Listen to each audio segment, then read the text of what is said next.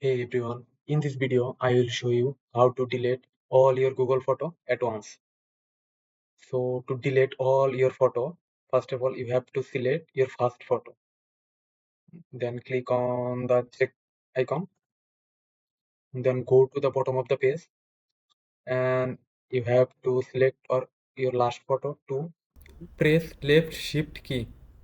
Then you have to select the last photo. Then your all the photos are selected.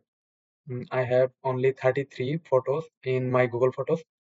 All my photos are selected. In the right top corner, here is the move to trash delete icon. Then click to delete icon. Then move to trash.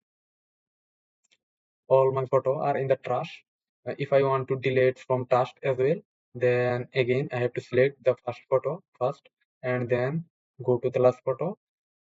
Press shift, then click the last photo. All my photos are selected.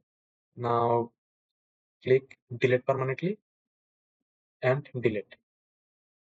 My all our photos are permanently deleted at once in Google Photos. That's it. Thanks for watching. If you like this type of video, please subscribe our channel.